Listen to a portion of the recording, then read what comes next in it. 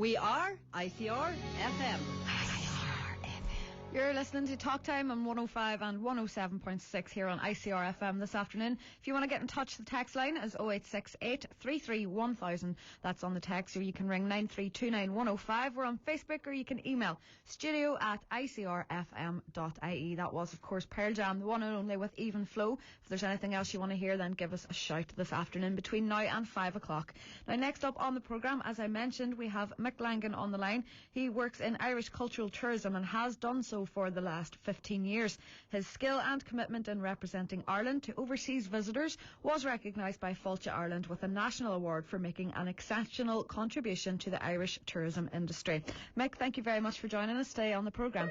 Thanks very much for having me, Marie. No problem at all. So you're now running for the NUI Shannon seat. Tell us what brought you to that decision. Well, I work in tourism and I work on the ground as a national tour guide. I bring people all the way around the entire island of Ireland, because since the Good Friday Agreement, Ireland is marketed as one entity abroad by Tourism Ireland.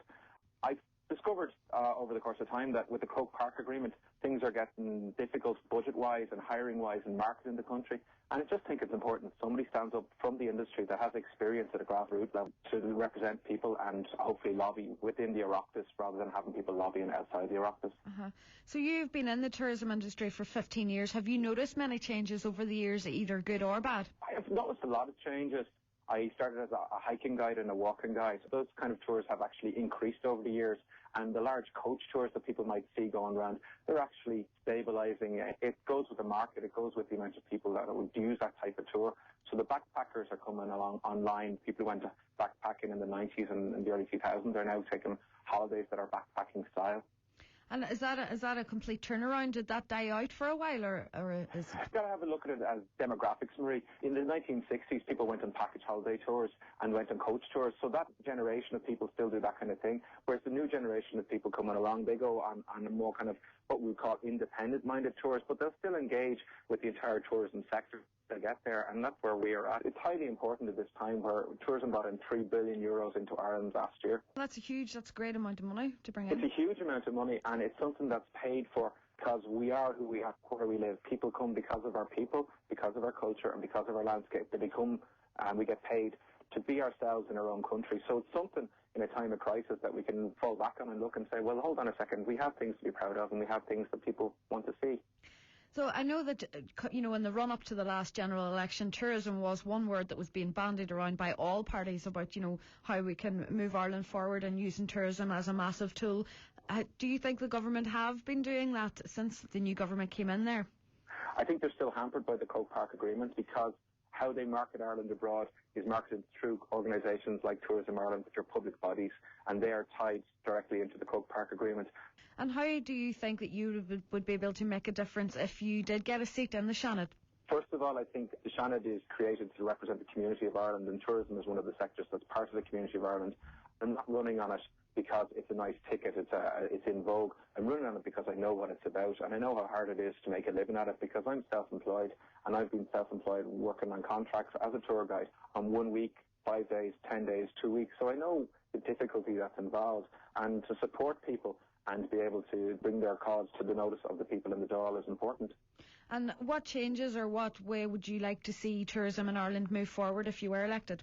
I think tourism is going to move more and more into niche markets as in eco-tourism. There'll be more walking. There's an awful lot of more people interested in coming for, we call intimate tours, like 12 people, 15 people, not 50 people in one go. They're looking for areas in the country, like Inishowen, that are beautiful, that are unspoilt, that have a tourism base, but one which is part of the community, not that's been implanted. Yeah, and without being biased, I have to say Inishowen is probably one of the most beautiful places in the country. But we're in agreement on that. There's nothing like a sunset in Mallinhead. Absolutely beautiful. But people from the local area would maybe feel that Inishowen hasn't been pushed in the tourism industry as much as it should have, and again, like pretty much everything else in the rest of the country, that we've been left behind up here in the northwest. Well, in the northwest, you had a great slogan a number of years ago that it's different up here, and it is. And that's the beauty of it. And I think one of the connections with the continental market is they come in through Rosslare and Cork and Dublin, and they look at Donegal and they say it's too far away. But it's not now with the new access motorway.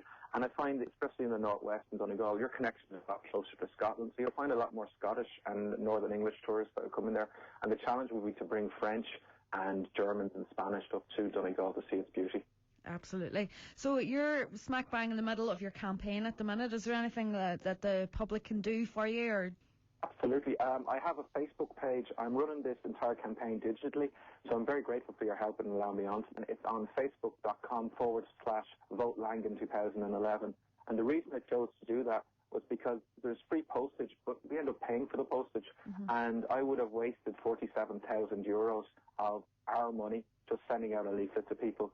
So if anybody is a graduate of any of the NUI colleges, that would be UCG, UCC, UCD, Maynooth, or any of the teacher training colleges in Sligo, in Mary I in Limerick, or Kerrysport or Drumcondra in Dublin, or if they're qualified from the Royal College of Surgeons of Ireland, they may have a vote, or they may know somebody that has a vote, and I'd be grateful if they consider me for a vote or recommend me to a friend that has a vote to say, here's a man who wants to support tourism in its local industry area, be that in Inishowen, be that down in Dublin, be that in Galway, but that people can live where they want to live in the country and earn a living at it, Marie. Excellent. Well, Mick, best of luck, and thanks for joining us in the programme, and as well, if we do see you in that seat, we'll hope you'll be pushing for Inishowen.